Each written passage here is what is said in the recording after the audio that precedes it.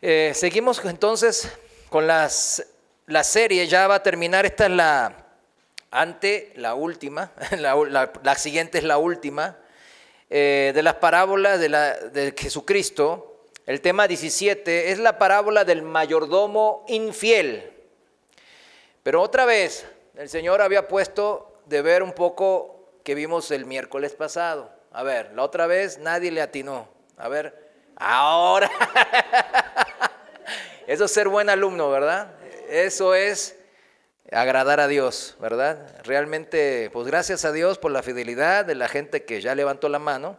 Vimos la semana pasada la parábola del hijo pródigo.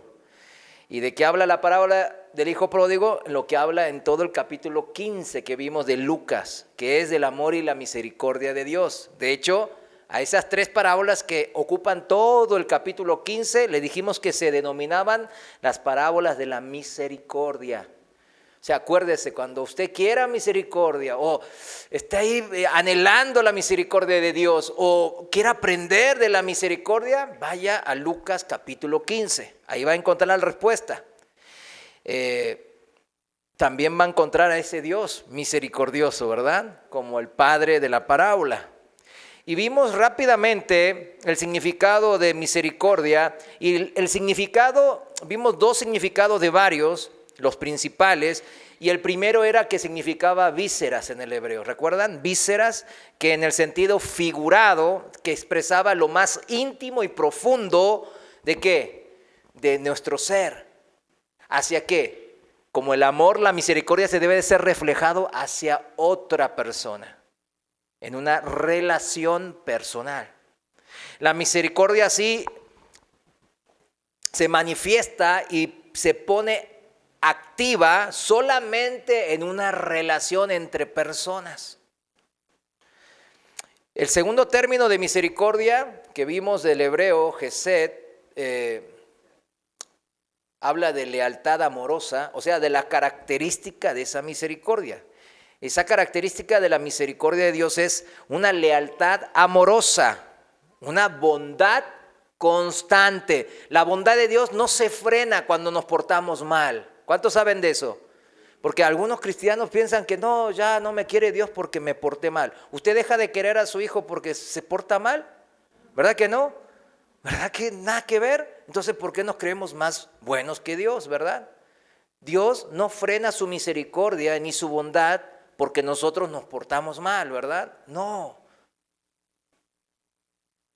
Y habla de una fidelidad inquebrantable. O sea, Dios es fiel a lo que Él prometió y a sus leyes, a sus mandamientos. Cuando usted ve los mandamientos de Dios, usted puede afirmarse a un ancla, puede anclar su vida sobre eso. ¿Por qué? Porque eso no va a cambiar, porque Cristo nunca cambia. ¿Cuántos dicen amén?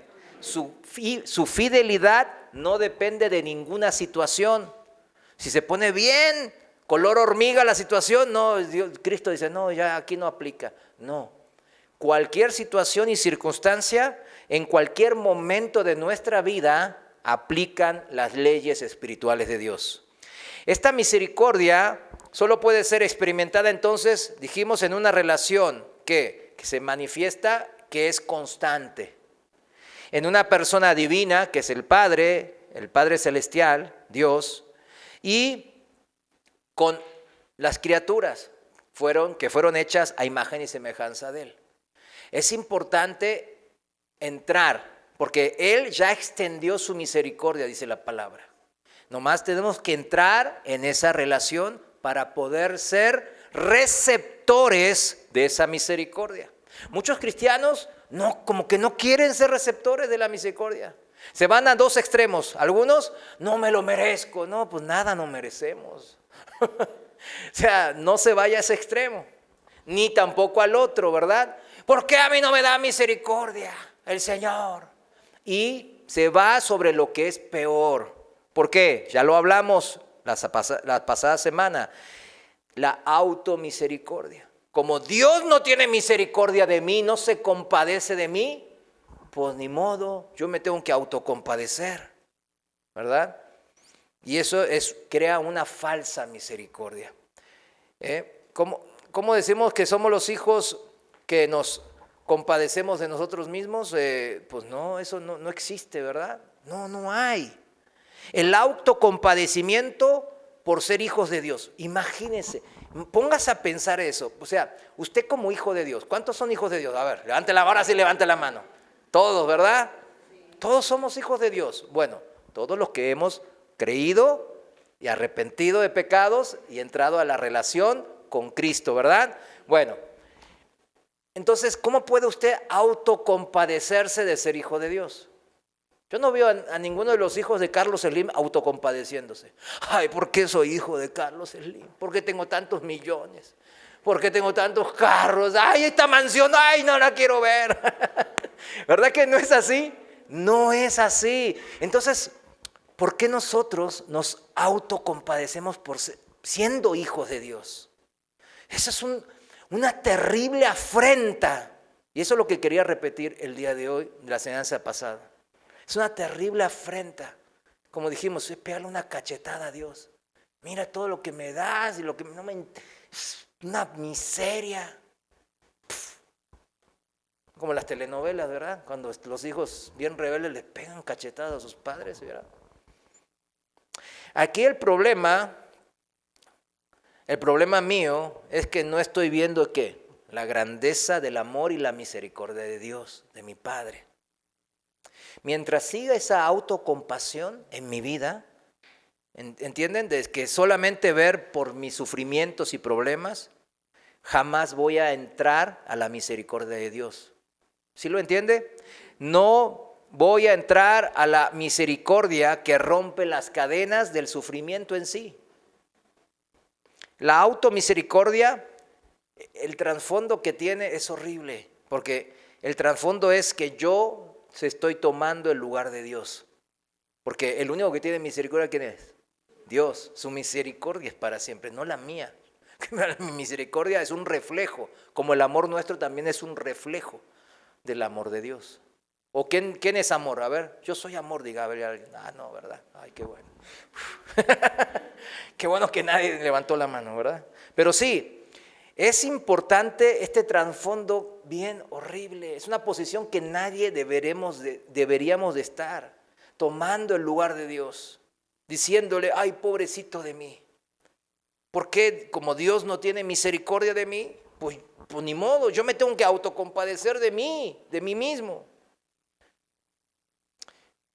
Mi hermano, mi hermana, por favor, deje de ver ya su sufrimiento y su problema. Eso es algo importante para empezar a ver la solución. Comience a ver al Señor, vea y agradezca tanta misericordia recibida. Y sus problemas verán que Dios se va a encargar, porque eso es lo que Dios hace. Él es el bendecidor por excelencia. Comencemos a ver la misericordia de Dios, ¿verdad? ¿Cuántos dicen amén? Ahí, o si no, vamos a terminar como ese mosquito. Achicharrados. Bueno, el tema de hoy, el tema 17, entonces, habla de la parábola del mayordomo infiel. Vayamos entonces ahora sí a Lucas capítulo 16, versículo desde el primero. Lo voy a leer en la Reina Valera contemporánea. Me gustó en esta versión. Usted sígame en la suya o aquí en la pantalla. Lucas 16:1, parábola del mayordomo infiel. Jesús también les dijo a sus discípulos, había un hombre rico que tenía un mayordomo, el cual fue acusado de malgastar los bienes de su amo. Ese hombre llamó al mayordomo y le dijo, ¿qué es esto que me dicen de ti? Ríndeme cuentas de tu mayordomía, porque no puedes seguir siendo mi mayordomo. Entonces el mayordomo se puso a pensar, ¿qué voy a hacer si mi amo me quita la mayordomía? ¿Cavar la tierra? No soy capaz. ¿Pedir limosna? ¡Qué vergüenza! Ya sé lo que haré. Así, cuando se me quite la mayordomía, seré bien recibido en cualquier casa. Llamó entonces a cada uno de los deudores de su amo y al primero le dijo, ¿cuánto le debes a mi amo? ¿Cuánto le debes a quién? A mí no, a mi amo, ¿verdad? ¿Qué era el dinero de quién? Del amo. no era de él. Versículo 6, aquel respondió, el que debía, 100 barriles de aceite. El mayordomo le dijo, toma tu cuenta y enseguida siéntate y anota 50. ¡Wow! ¿Se imagina? A otro le dijo, ¿y tú cuánto debes? Y aquel respondió, 100 sacos de trigo. El mayordomo le dijo, toma tu cuenta y anota 80. Y el amo elogió, escuche bien, acá viene la confusión de muchos. Y el amo elogió al mal mayordomo por haber actuado con tanta sagacidad. Algunos dicen astucia, ¿verdad? Pues en el trato con sus semejantes, los hijos de este mundo son más sagaces que los hijos de la luz. Versículo 9. Por tanto, la conclusión, les digo, háganse de amigos por medio de las riquezas injustas, para que cuando éstas falten, sean ustedes recibidos en las mansiones eternales. Ahí hay un cambio importante de entender. Yo sé que a simple vista esto suena confuso, ¿verdad que sí? Como que, ay, ¿qué onda? ¿Qué quiso decir? ¿Qué quiso decir el Señor aquí? Hoy vamos a explicar esto, ¿verdad? Téngame paciencia. Pero yo aquí le estoy diciendo el cambio. Hace un cambio el Señor. O sea, de lo mundano y de lo injusto lo pasa a mansiones eternales. Ahí yo creo que está la clave de todo el asunto y ya van entendiendo seguramente. Versículo 10. El que es confiable en lo poco, también lo es en lo mucho. Y esto es un principio que aplican todas las empresas. Yo se lo puedo asegurar. Así tenemos manuales, en las empresas grandes tienen manuales de procedimientos y de contrataciones. Y por eso al jefe cuando se le asciende internamente, adivinen a cuál ascienden. Al que era más inconstante, al que hacía mal su trabajo. Ponía tornillos y no, pues a veces los ponía todos así, todos torcidos y le valía y todo así. ¿A ese van a ascender el jefe? No. Van a ascender al que en lo poco le echaba ganas y era constante y era dedicado y era responsable. A ese ascienden. Claro, cuando ascienden a ese, los otros, en vez de aplaudir, o lo aplauden por externo y por dentro, ¿por qué a él? Él, porque seguramente anda de amigo con el jefe. No entienden cómo es la cosa. Aunque, sin embargo, sí hay casos así de corrupción, ¿verdad? Porque era amigo, lo ascienden, ¿verdad? Pero en general los manuales, estoy hablando de los manuales, el deber ser, ¿verdad? Así es. El que es confiable en lo poco también en lo mucho puede ser, se le da una mayor responsabilidad. Y el que no es confiable en lo poco, tampoco lo es en lo mucho. Se entiende, ¿verdad? Versículo 11.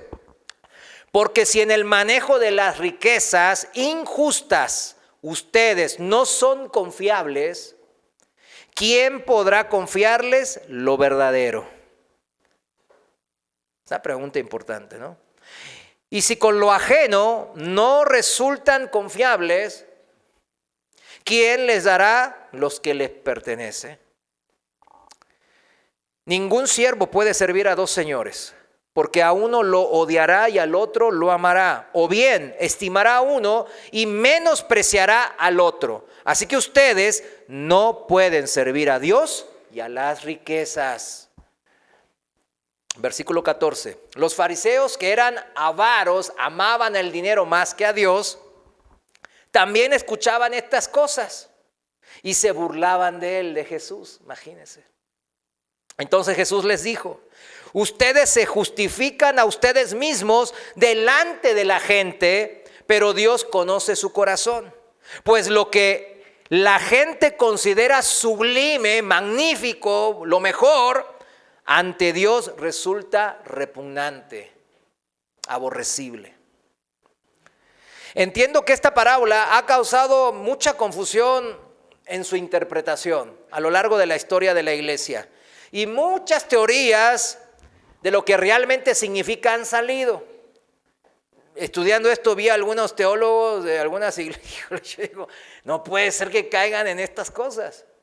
No puede ser, pero sí, hay interpretaciones muy desviadas también.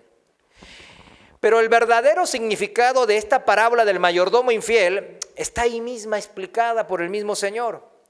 Hay dos versículos importantes que quiero que centremos nuestra atención. Versículo 9, se lo voy a leer de vuelta, dice: por tanto les digo, háganse de amigos por medio de las riquezas injustas, para que cuando éstas falten, sean ustedes recibidos en las mansiones eternales. Utilizar riquezas injustas,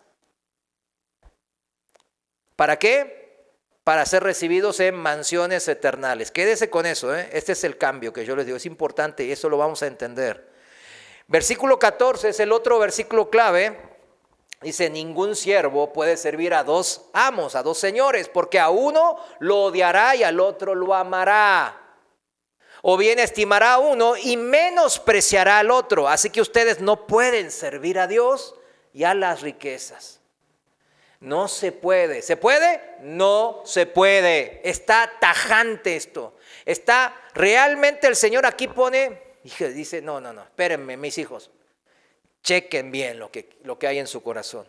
Porque no se puede seguir las dos cosas. Aquí en estos dos versículos el Señor mismo nos explica cuál es el tema central de esta parábola.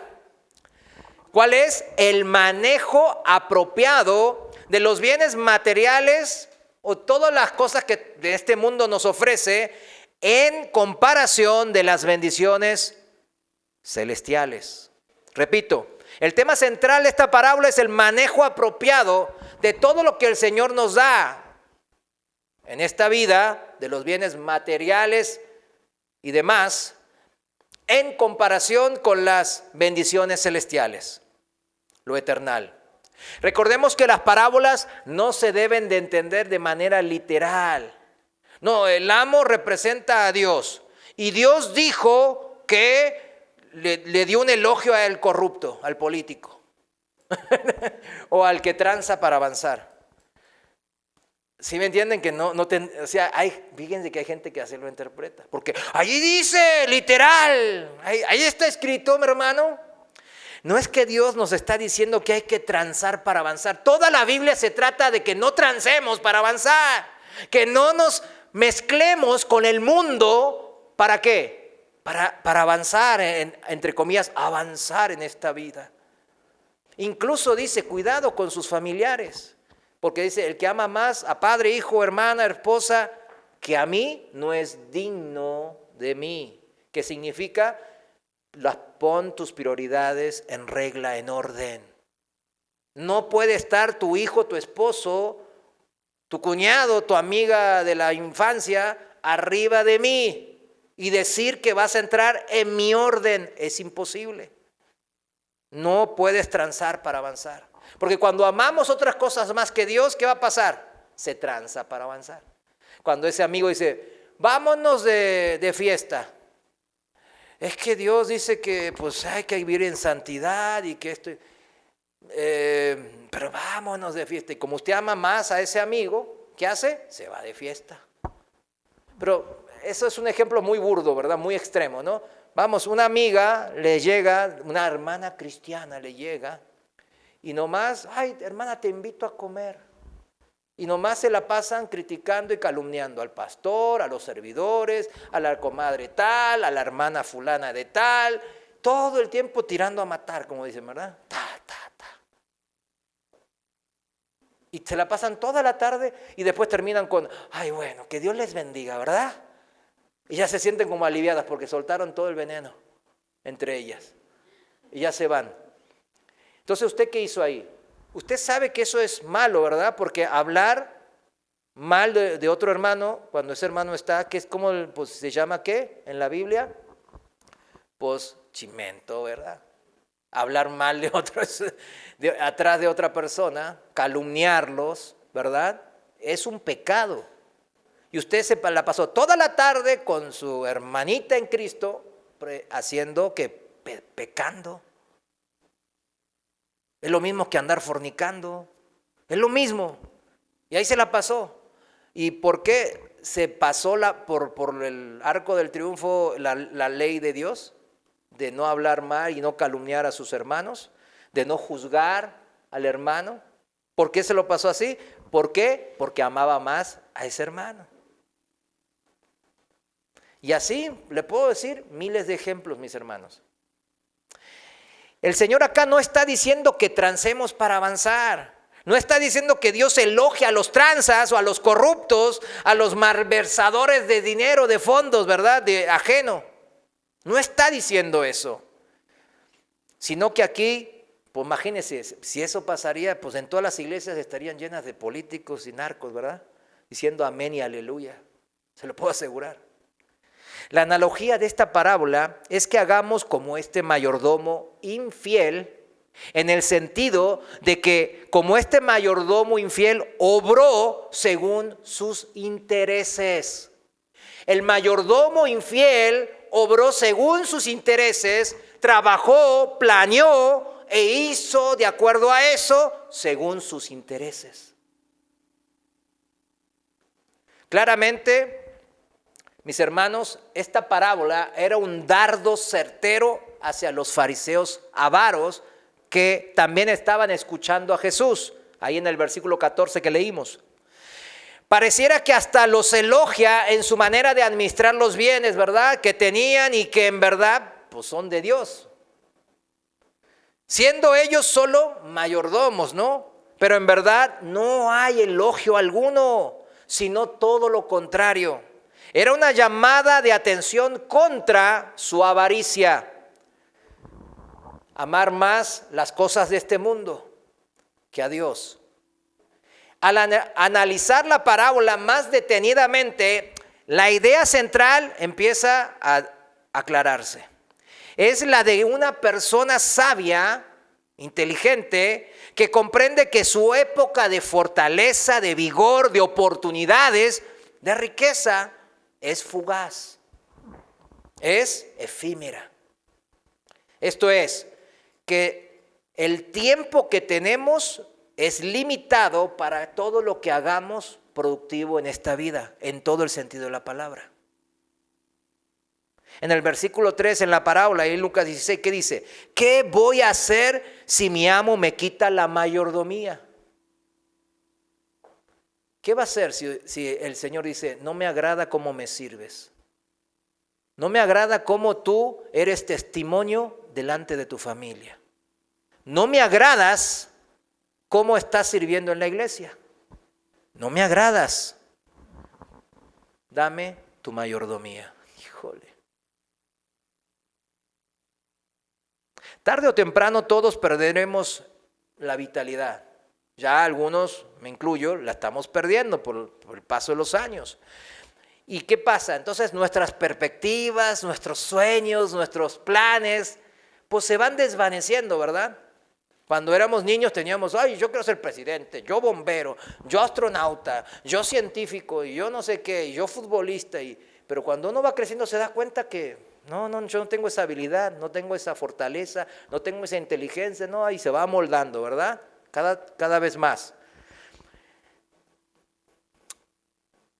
Tarde o temprano, también el estar pensando y planeando hacer cosas, como el trabajo, negocios, incluso un viaje, no se pueden ni hacer si no tengo salud, ¿verdad? No es agradable. Voy a ir a un crucero, no, pues ya ando todo ahí, apenas puedo caminar, y imagínense en un crucero que se está moviendo el barco. Y las riquezas se van reduciendo al paso del tiempo y con el aumento de nuestras enfermedades y debilidades, ¿no? Se van reduciendo. Este es el paso implacable del tiempo. Implacable. ¿Por qué? Aplica para todos. Para todos. Eclesiastés, vayamos ahí, vamos a leerlo, hace mucho no leemos esto que es tan importante. Eclesiastés capítulo 3, versículo desde el 1, en la traducción viviente lo voy a leer y el título dice, todo a su debido tiempo. Todo en esta vida es en su debido tiempo, todo tiene un tiempo de hacerse. Dice así de versículo 1 en esta traducción, hay una temporada para todo. Un tiempo para cada actividad bajo el cielo. ¿Verdad que sí? A ver, tengo 70 años y me voy a poner a ir al gimnasio, a levantar pesas. Y entonces uno puede decir, no, pues sí, puede levantar pesas en forma de las chiquitas, así. Pero ¿es el tiempo? Generalmente no es el tiempo, ¿no? El tiempo era cuando tenía 20 quizás o 30. ¿Sí me explico, no? A rasgos generales, ¿no? Versículo 2. Un tiempo para nacer y un tiempo para morir. Un tiempo para sembrar y un tiempo para cosechar. Como decían Gálatas, cosecharás lo que sembraste, ¿verdad? Tu siembra. Y el mejor tiempo que enseña la Biblia, la palabra de Dios, a esforzarnos y ser valientes es en todo tiempo, porque siempre dice que en todo tiempo, en todo momento, ¿no? Nos esforcemos y trabajemos en todo como para el Señor. Pero hay un tiempo que la Biblia especifica que todavía es mejor, más dulce. ¿Cuál es ese tiempo? A ver, la juventud. Mira, aquí ya los hermanos dijeron. Es la juventud, trabajando y dejando, ¿de qué? De flojearle. ¿Sabe por qué lo digo? La juventud ahora está, la gran mayoría, todos, pues no trabajan. Es increíble. Y ni siquiera tan juventud, ¿verdad? Es que terminan, pues tienen 40 años, viven con sus padres. Y no trabajan. Eso no es el orden de Dios, se los aseguro. Ahí no hay bendición, porque en el orden de Dios hay ¿qué? Bendición. Afuera del orden de Dios estamos fuera de la cobertura, es como un seguro. No, yo choqué, pero yo estaba borracho. Pues entonces no lo cubre porque usted estaba ebrio. Ay, no, igual quiero que cubra. No, no está en la cobertura. Por eso dice, la gloria de los jóvenes es ¿su qué? Su fuerza. Proverbios 20:29 para el que anota. La gloria de los jóvenes, lo más importante es la vitalidad, el vigor, la fuerza que tienen para hacer las cosas. Háganlo en su debido momento, dice la palabra de Dios. Eclesiastés 12:1, si vamos a palabra de Dios para todos, por favor. Eclesiastés 12:1 dice, acuérdate de tu Creador cuando todavía eres joven, antes que lleguen los malos tiempos y te aflija la vejez. Así no tendrás que decir, ya no le encuentro gusto a la vida. Ten siempre presente a tu Creador antes de que el sol, la luna y las estrellas se oscurezcan. O sea, cuando uno muere, estire la pata, como dicen, ¿verdad? Y vuelvan a las nubes oscuras después de la lluvia. O sea, llueva sobre mojado. Versículo 3. Llegará el día cuando los que cuidan la casa temblarán de miedo y los que fueron fuertes se inclinarán. Las mujeres que molían el grano se detendrán porque quedarán muy pocas. Las que una vez miraron por sus ventanas perderán la vista. No, pues yo también no veo ya, casi. Y yo me acuerdo con mi madre, pues lo mismo mi esposa, pues van perdiendo vigor, ¿verdad? Porque la juventud se va quedando en el pasado, cada vez más lejos en el pasado. Esto es una palabra especialmente para los hombres jóvenes, ¿no? Es una palabra de Dios ¿para qué? Ordenar sus vidas y ser recipientes de bendición. Génesis 3:19, ¿cómo le dijo a Adán? ¿Cómo le dijo al hombre, al varón? ¿Cuál fue su misión ya en esta tierra árida y que da espinos y cardos? ¿Qué dijo? Génesis 3:19, con el sudor, o sea, el trabajo de tu rostro comerás el pan hasta que vuelvas a la tierra. Hasta morir vas a tener que trabajar. No había jubilación en tiempos de Adán. No había pensiones tampoco, no había IMSS, no había Afores. Porque de ella fuiste tomado, pues polvo eres y al polvo volverás. ¿Qué le dice al hombre entonces? Trabaja hasta morir. No nos gusta, ¿no? Pero es lo que Dios le mandó al varón. ¿Cuántos dicen amén? No lo noto. A ver, varones, amén. Amén. En la misma línea, el apóstol Pablo, porque uno dice, eso está muy, muy adelante en el Antiguo Testamento, en los primeros capítulos de Génesis, ya eso caducó. En la misma línea, el apóstol Pablo nos dice principalmente a los varones lo mismo. El que no trabaja, que no coma. Vayamos a 2 de Tesalonicenses, capítulo 3, desde el versículo 6, en la palabra de Dios para todos. Y el subtítulo dice, la obligación, ¿qué dice? La obligación de trabajar. ¿La obligación de qué? De trabajar. Hay una obligación de trabajar. No, eso no era optativo. ¿El gobierno no me tiene que pagar por ser flojo? No sé, eso en Europa y en Canadá. En mi país también lo pusieron. 2 de Tesalonicenses 3:6. Hermanos, por la autoridad de quién, de que nuestro Señor Jesucristo nos ha dado, le ordenamos que se alejen de todo creyente que se niegue a trabajar. ¡Wow! Para que digan que yo no soy el duro, está escrito. Porque los que se niegan a trabajar no están siguiendo las enseñanzas que les dimos. Desde Génesis 3:19. Versículo 7. Ustedes bien saben que deben de seguir nuestro ejemplo, que no fuimos perezosos cuando estuvimos con ustedes. Siempre pagamos la comida que nos dieron. Trabajamos mucho día y noche para no ser una carga para nadie. Aunque teníamos el derecho de pedirles ayuda, porque tienen derecho, están trabajando ¿para qué? La obra del Señor. Siempre trabajamos para servirles de ejemplo. Versículo 10. Cuando estuvimos con ustedes, les dimos esta orden, una orden, y está escrito en la Biblia. El que no trabaje, que no coma. Esto va acorde y en sintonía con Génesis 3:19.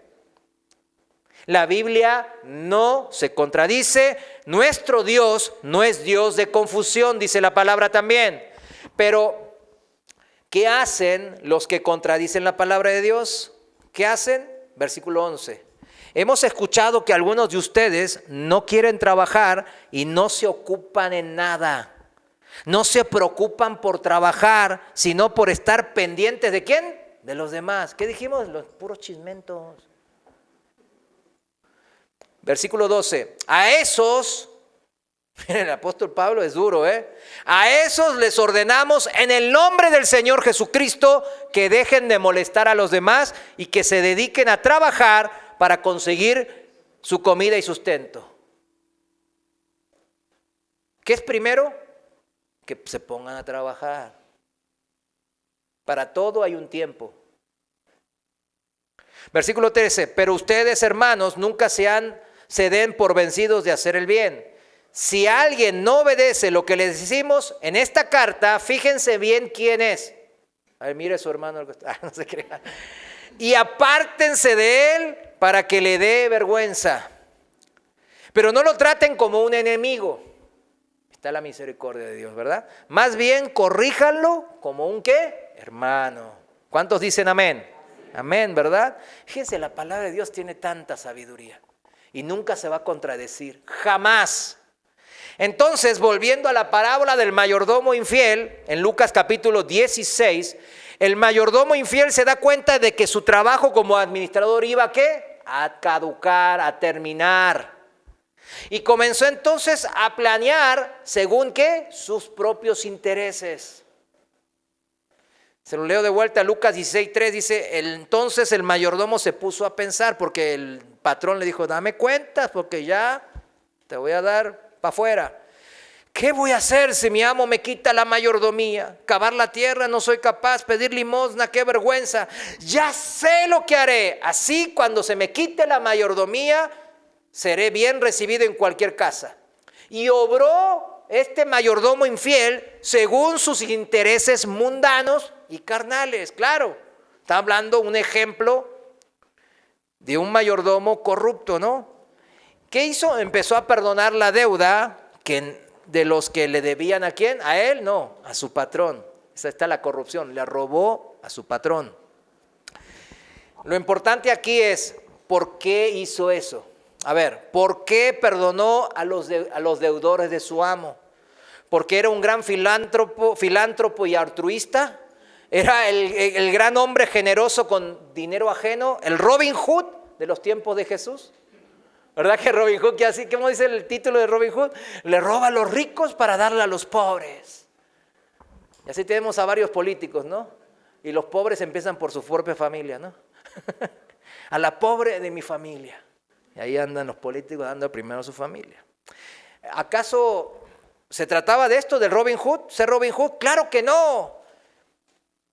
Quería algo en retribución este mayordomo infiel. Quería algo a cambio. Ser bien recibido en las casas a los cuales les perdonó la deuda de su patrón cuando él ya no tenga chamba, cuando no tenga trabajo. Usted como mayordomo de las cosas celestiales de arriba, de Dios, también debe de hacer como este ejemplo del mayordomo en la parábola, dijo el Señor. ¿En el sentido de qué? ¿De ser corruptos? No, en el sentido de que supo que en el futuro se iba a quedar sin chamba. Como dice Eclesiastés 3, iba a decrecer. Iba a terminar en la tumba, ¿verdad? Y planeó su futuro, planeó. No, pues Dios que me mantenga. Yo no voy a hacer nada, yo soy hijo de Dios. Yo no voy a servir en la iglesia, yo no voy a servir en la casa, yo no me voy a portar como quiero. No planean, hacen lo que quieren. Y este mayordomo, para asegurar su morada aquí en la tierra, porque él es carnal, ¿verdad? Hizo todo eso. Y lo planeó y utilizó toda la inteligencia que Dios le dio. Para lo malo, sí. Pero ¿qué está diciendo aquí el Señor? Que los hijos de luz ni le llegamos ahí a estos. Ustedes que deberían de planear para moradas celestiales, se la pasan planeando para cosas que van a terminar siendo quemadas. No le llegan ni a los talones a este mayordomo infiel. Se la pasan mirando las cosas de abajo. Pero nuestra morada está ¿en dónde? En los cielos, dice la palabra. Y lo que nos pide a nosotros, ¿cuántos son hijos de luz? Amén. Es que debemos de trabajar, planear según nuestro futuro. Un futuro que va más allá de lo que el mayordomo infiel planeó. Nosotros somos seres eternos. Ya dejemos de planear para lo que no nos corresponde. Nosotros no somos hijos del mundo, somos hijos de luz. Aunque nuestro futuro como hijos de luz, ¿en dónde? ¿Tiene un futuro temporal en esta tierra? Claro que sí. Por eso incluye y nos dice, trabajen. Pero nuestro futuro eternal es el importante. Y para ese también hay que ser diligentes, esforzados, trabajando para la obra del Señor. ¿Cuántos dicen amén? Y la morada que debemos de asegurarnos, como el mayordomo infiel se la aseguró en esta parábola, debemos de asegurarnos con esfuerzo, trabajo, constancia, planeación de nuestra vida espiritual. Es la morada celestial, la casa del Padre. Esa es lo que nos está diciendo esta parábola. Los hijos de este mundo, como el mayordomo infiel de la parábola, sus esperanzas ¿en dónde están? Pues aquí en la tierra. Y así toda su planeación a futuro se va ¿qué? Desvaneciendo. Y finalmente fracasa. No, pues Carlos Slim, ¿cómo fracasó si tiene 80,000, 100,000 millones de dólares? ¿Cómo que fracasó? Claro que fracasó, porque eso no se va a llevar ni un solo peso. Ni un solo peso. ¿Y su alma? Como dice el Señor, ¿cuánto vale? ¿Cuánto vale tu alma? Dice el Señor.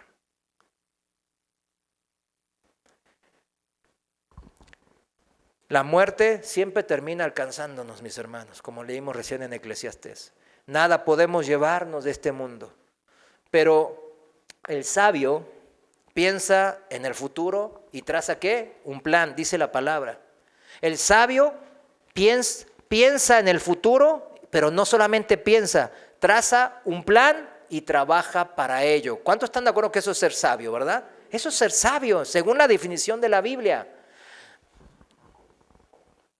Como hijos de luz debemos de Pensar en las cosas de arriba, dice la palabra.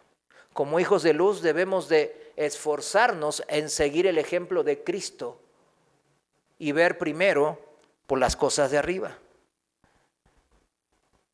Y así nos aseguramos que una morada, una casa y un Padre que nos va a recibir con los brazos abiertos en el reino celestial. Lucas capítulo 16, versículo 8, en la parábola dice: y el amo elogió al mal mayordomo por haber actuado con tanta sagacidad, pues en el trato de sus semejantes, los hijos de este mundo son más sagaces que los hijos de la luz. En esta vida pareciera que los hijos de este mundo son más sagaces, ¿verdad que sí? Como que ya nos comieron el mandado a los cristianos. Yo recuerdo cuando dejé mi empresa, porque no la dejé porque yo ya no quiero trabajar. Yo lo amaba más que Dios, yo lo admito. Amaba mi juguetito más que Dios. ¿Por qué? Pues me fascinaba hacer negocio así, después ver el fruto, la cuenta siguiendo aumentando ahí. Y wow, soy bueno en esto, me gustaba, me fascinaba, más que mi familia misma, lo admito. ¿Y Dios qué hace? Me quitó el juguetito, ¿verdad? Hice mi berrinchito. Pero ¿sabe qué me preguntaban los hijos de este mundo, mis amigos del mundo, mis clientes, mis proveedores? ¿Por qué? ¿Por qué hiciste tan estúpido? Así me decían. No seas tonto, me decían. No seas tonto, no hagas eso. Puedes servir al Señor mientras haces eso. No, pero el Señor dice que no, porque dice que yo no voy a poder. Porque soy muy tendiente a enamorarme de mi empresa. Entonces me la va a cortar de una vez. ¿Vieron como mejor entrar manco o ciego que entrar todo junto al infierno? Lo mismo. Por eso los hijos de este mundo siempre plantean eso así, a su manera. Nos dicen: vas el domingo, no, vete a vender tamales, vete a vender carnitas, te va a ir re bien. Aquí en el tianguis, hombre, mira, en domingo en la mañana estoy ganando 100,000 pesitos limpios para mí solo. Mira, vente, te hago un lugarcito. No tengo que ir a la iglesia. Qué tonto que eres. Parecen más sagaces. Ciertamente muchos así lo parecen, porque transan para avanzar. Entonces, económicamente muchos son más ricos que nosotros. Quizás tienen tiempo y esa riqueza les da tiempo para correr más, yo qué sé, y hasta viajan más, tienen más salud. Entonces uno dice: ay, servir a Dios, mira, ni carro me puede cambiar. Pareciera. Pero todas esas mayores riquezas, mayores posiciones, mayor influencia y poder y fama, todo termina en este mundo. Todo.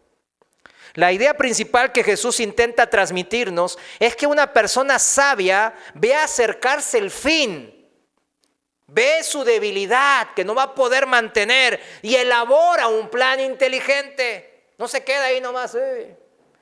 Toma lo que sabe del amo, de su patrón, y elabora un plan que se ajusta a sus propias obligaciones con el amo, claro. ¿Sí entiende? Entonces, la pregunta central, ¿cuál sería? ¿Quién es tu amo? ¿Quién es tu patrón? Ahí vas a ajustar de acuerdo a tu patrón, tu plan de vida futuro. O sea, no se engañe.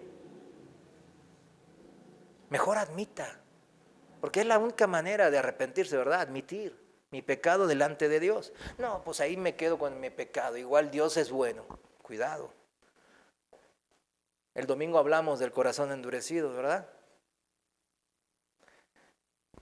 Porque de acuerdo a quién sea tu amo, así será tu trabajo y tu planeación para tu futuro. ¿Sí se da cuenta cómo está todo interrelacionado? En Lucas 16:13, ahí en la parábola, un siervo. Gracias. Ningún siervo puede servir a dos amos, a dos señores, porque a uno lo odiará y al otro lo amará. No hay manera de transar para avanzar, de agradar a los dos mundos, de ser hijo del mundo y de ser hijo de la luz. No hay, porque si no termina siendo un tibio. O bien estimará a uno o menospreciará al otro. Y así ustedes no pueden servir a Dios y a las riquezas. Y riquezas, póngale todo lo que esté en este mundo, todo. Muchos se dicen cristianos, pero nomás planean como el mayordomo infiel, para tener una pensión o una vejez asegurada.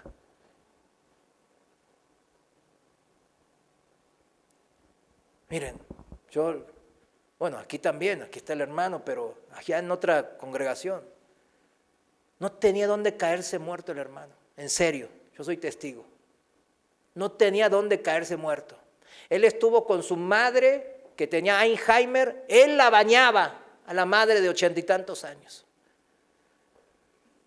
Se la traía en camión a la congregación, con todo el esfuerzo, ¿no? Porque la madre a veces se pone como los niños, se empieza el berrinche ahí en el camión, le hacía, llegaba, pero fíjese, cuando llegaba, cuando yo la recibía, siempre decía, hermano, en serio, no le miento, con usted se porta como un angelito.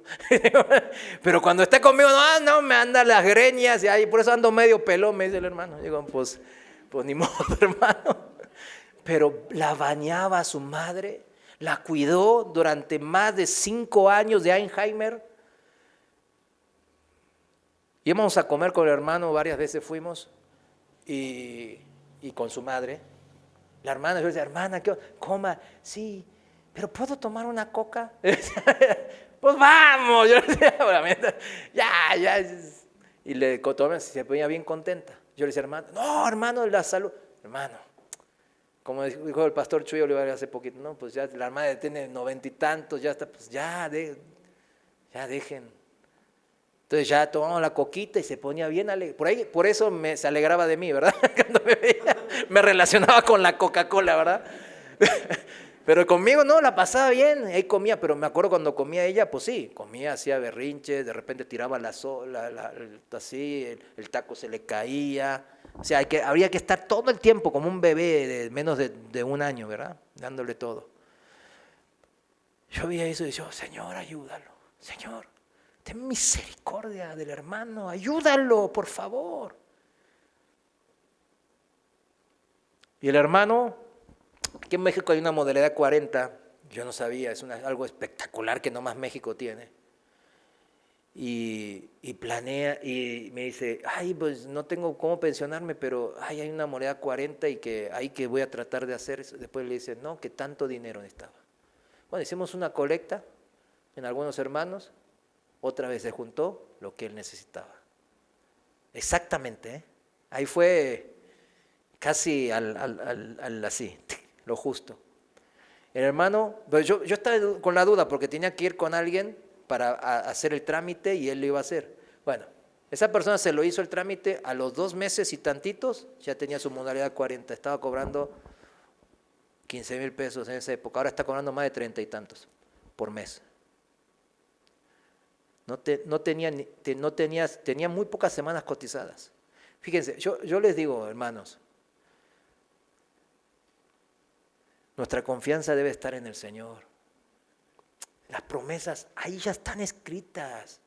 No le rebusque. No, yo soy bueno en esto, así siempre me fue bien, yo tengo salud. Pero ¿qué acabamos de leer que nos enseña la parábola? Que todo va, algún día me voy a quedar sin trabajo, algún día me voy a quedar sin salud, algún día voy a ser un viejito, algún día no voy a poder ni correr ni caminar bien, etcétera, etcétera. No estoy diciendo de que no, pues no se esfuercen por nada lo que es este mundo, nada que ver. ¿Qué dijimos? Que a los hombres principalmente, ¿qué les dejó el encargo? De trabajar. Y mientras más joven, mejor. Yo trabajo desde los 15 años, sin parar. Nunca paré de trabajar. Y es algo muy importante en un hombre, porque Dios bendice al que cumple su palabra. Hermano, yo quiero tener mi propia casita. Y veo y no trabaja, o trabaja bien esporádico, 3 meses aquí, 3 meses allá, Aquí duró un año. Hermano, Dios no es inconstante. ¿Dios es constante o inconstante? No, Dios es siempre constante. Él no tiene sombra de variación, dice la Biblia. Y bueno, ¿usted por qué varía no sé, como camaleón? Pues póngase las pilas, hermanito, le digo. Ahí en Casa de Colón, pues muchos jóvenes antes me pedían consejo. Porque sí, le decían, que él es empresario, qué sé yo. Entonces venían conmigo. Pero ellos, ¿por dónde iban? Por la galleta, ¿no? Yo me daba cuenta, ¿no? Y yo les decía, mira, para las cosas de este mundo es muy simple. Solamente échale ganas, trabaja. Es que mi patrón es malo, es que mi compañero es drogadicto. Pues Dios te está dando oportunidades para brillar y dar testimonio. No, yo no quiero trabajar. ¿Y por qué dejaste de trabajar? Es que mi patrón me habló feo. Caray. Yo le digo, ¿sabes que mi patrón lo que hacía? Hasta me escupía en la cara. Yo lo aguanté eso. Porque atrás mío pues todavía estaba niño, bebé. Y decía, no, pues si renuncio, este trabajo me pagan bien. Me decía de qué me iba a morir. 3 de la mañana estaba ahí, me había ido a las 11 de la noche, porque se paró la línea. O sea, ¿cómo le hizo? ¿Cuál es la fórmula mágica? Pues constancia y dedicación. En este mundo es simple. En este mundo es simple. Por eso los hijos del mundo parecen más sagaces, porque les es simple. Lucas 16:9. Por tanto, les digo, háganse amigos por medio de las riquezas injustas, para que cuando éstas falten, sean ustedes recibidos en las mansiones eternas.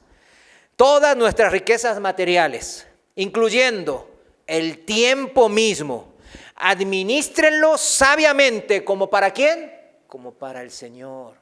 Cámbienlo todo lo que aquí es del mundo y transfórmenlo en bendición espiritual y eternal.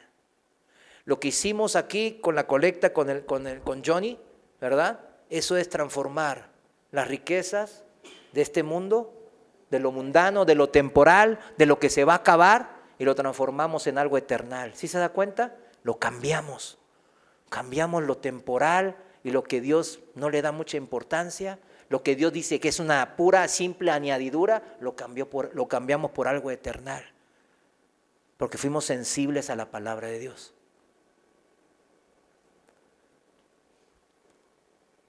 No son nuestro nada de esta vida. Nosotros somos simples mayordomos de los bienes de nuestro amo, de nuestro Señor. ¿Quién es? Nuestro Padre Celestial. Ni nuestros propios cuerpos somos dueños de. ¿Sí lo entiende? Vayamos a 1 Corintios 6, 19, en palabra de Dios para todos, dice 1 Corintios 6, 19, ¿acaso no saben que su cuerpo es templo del Espíritu Santo? Ustedes han recibido al Espíritu de Dios y habita en ustedes. Qué tremendo, ¿no? Entonces la conclusión es, ustedes no son dueños de su cuerpo, ni de nuestro propio cuerpo. Porque Dios los ha comprado por un precio. Así que con su cuerpo, ¿qué hacen? Honren al Señor. Con su trabajo, honren al Señor. Con su familia, honren al Señor. Con su ministerio en la iglesia, honren al Señor. Honren al Señor. Yo les suplico que lo hagan, porque yo los quiero ver bendecidos. Los quiero ver bendecidos. Denle honra con sus vidas en todos los aspectos a Dios. Trabajando esforzada y valerosamente, como dice la palabra, y siempre viendo en dónde Dios los quiera poner, siendo luz, como soy hijos de luz que son. Diciendo, como dijo Jesús, en los negocios de mi Padre me es necesario estar. En donde, si Jesús, un joven Jesús le dijo eso, ¿verdad? A María su madre terrenal, en Lucas 2:49 para el que anota. ¿Quién soy yo para decir otra cosa que esto? En los negocios de mi Padre me es necesario estar. ¿Quién está continuando el ministerio de Jesús? La iglesia, el cuerpo de Cristo. Esto se refiere a la responsabilidad que tenemos como creyentes, como hijos de Dios, hijos de luz, de involucrarnos, de activarnos en las actividades espirituales del Dios espiritual, Espíritu, que es nuestro Padre Celestial. Repito, cada quien tiene su ministerio aquí en la tierra, el cual Dios lo llamó. Cada quien lo tiene.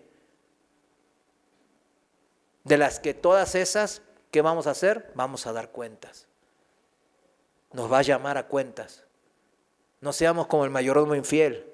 Oye, me enteré que malgastas mi dinero, que eres corrupto, que maltratas a la gente que puse abajo tuyo y los tratas mal, abusas de ellos. Romanos capítulo 14, versículo 7 en la Reina Valera, dice así, escuche bien, Romanos 14, 7, porque ninguno de nosotros vive para sí y ninguno muere para sí. Pues si vivimos, para el Señor vivimos. Y si morimos, para el Señor morimos. ¿Es exagerado Pablo aquí, el apóstol? No. Es lo que nos está diciendo exactamente cómo vivir y morir en esta vida para el Señor.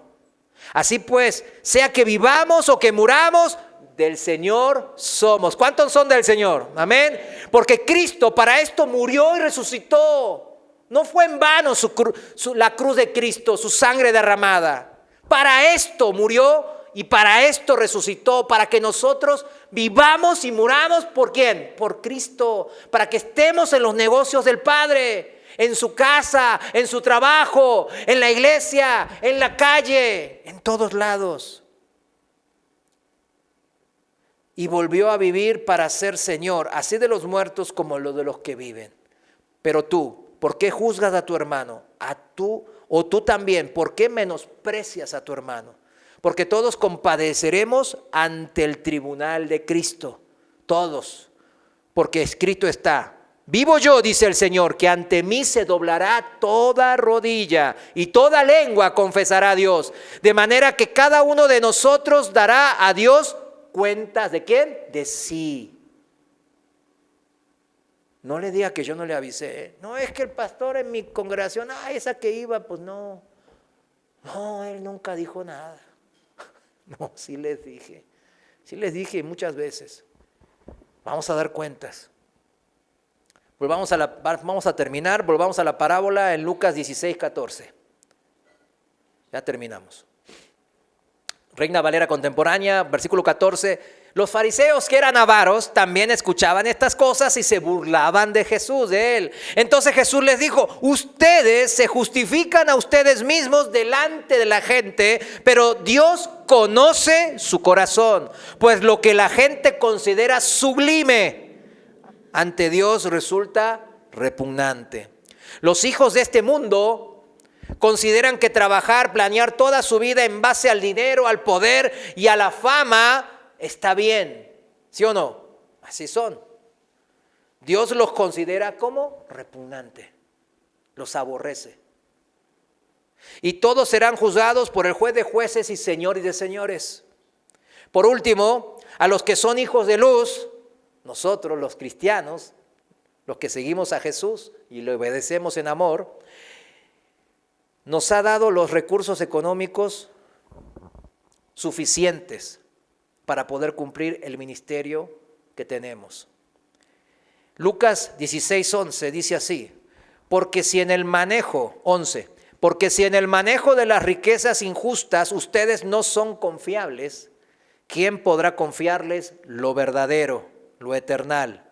Y si con lo ajeno, lo de Dios, que es todo, nuestro mismo cuerpo y vida, no resultan confiables, ¿quién les dará lo que les pertenece?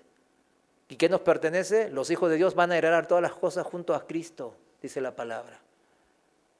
¿Qué significa? Que no alcanzaremos la morada, porque nomás andábamos persiguiendo las moradas terrenales, como el mayordomo infiel.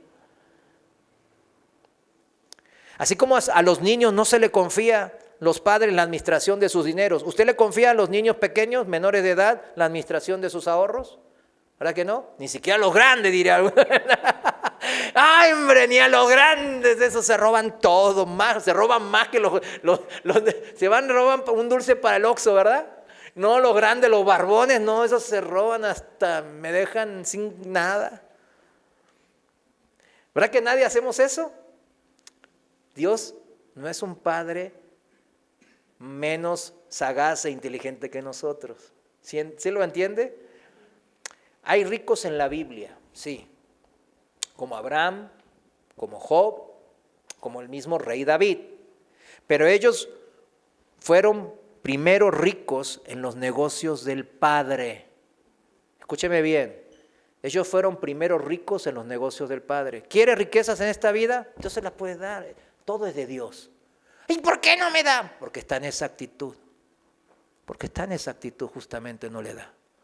Así como los padres terrenales no le damos a nuestros hijos maleducados y berrinchudos.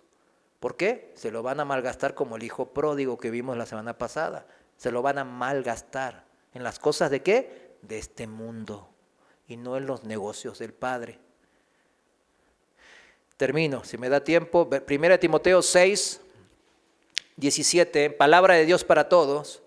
Y yo sé que aquí van a salir gente que va a tener riquezas y ya las tiene algunos, pero les va a dar mucho más. Todas las riquezas son de Dios. Aquí viene palabra para usted. Si todavía no las tiene, pues ahí viene palabra para su futuro usted. Palabra de Dios para todos, versículo 17, ordena a los que se hacen ricos, ordena, no es una opción, con las cosas del mundo, ricos en las cosas del mundo, que no se llenen de orgullo. Lo principal, no llenarse de orgullo. Ay, yo soy la gran cosa. No. Diles que pongan su esperanza en Dios, en las moradas celestiales, no en el dinero, porque el dinero no es seguro. En cambio, Dios nos da todo en abundancia para disfrutarlo. Subraye eso para que dice que Dios es bien tacaño con usted. Hay cristianos que están así, que viven sus vidas diciendo Dios es tacaño, porque sí creen en Dios, sí saben que es todopoderoso, y ven su vida y dicen, ¿por qué estoy viviendo así? Entonces Dios es tacaño, sacan la conclusión. Siempre la culpa la tiene Dios, ¿verdad? No. Dios nos da todo en abundancia, ¿para qué? Disfrutarlo.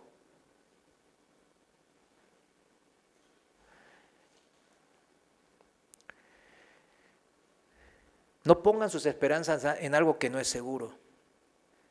Nunca. ¿Qué es lo único seguro que tenemos en esta vida? No hay la muerte, dirán. Impuestos y muerte. Eso es verdad. Pues, ¿quieren poner sus esperanzas en los impuestos y la muerte? No. ¿Qué es lo más seguro que hay en esta vida que tenemos? Dios. En alguien inmutable, todopoderoso, bondadoso y misericordioso, lleno de amor. En ese pongamos nuestras esperanzas. En Él que nos ha prometido todas las cosas junto a su Hijo amado, nuestro Señor Jesucristo. Dice el versículo 18, diles que hagan el bien, que se hagan ricos en buenas obras. Ahí está, toda la riqueza, Él dice, la van a usar primeramente para los negocios del Padre. Que den con alegría y que estén dispuestos a compartir. Miren, cuando hay la hora de la ofrenda, Dios va a mirar su corazón, no va a mirar el monto de lo que usted da, jamás.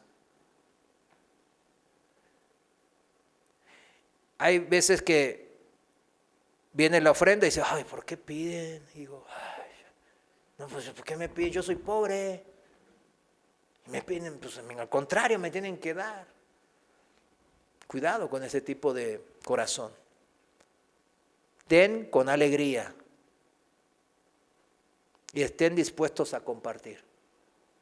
Si así lo hacen, estará acumulando un tesoro en el cielo, que será una base firme para el futuro. Este es el mejor planeamiento a futuro. Entonces podrán tener la verdadera vida, la morada celestial junto al Padre, en la casa del Padre. Y esto es lo que va con la parábola del mayordomo infiel. Asegurar nuestra morada en la casa del Padre celestial. ¿Cuántos quieren estar en los negocios del Padre? Póngase de pie, vamos a orar. Gracias, Señor, mi Dios, por esta enseñanza que nos has dado. Una parábola que muchos malinterpretan, pero hoy hemos entendido de qué se trata esta parábola del mayordomo infiel. Señor, esta palabra la tomamos como buena para nuestra vida, enriquecedora para lo espiritual. Señor, perdónanos si hemos perseguido como el mayordomo infiel las cosas, como los hijos de este mundo, las cosas temporales de este mundo, el dinero, la fama y el poder de este mundo. Perdónanos, perdóname.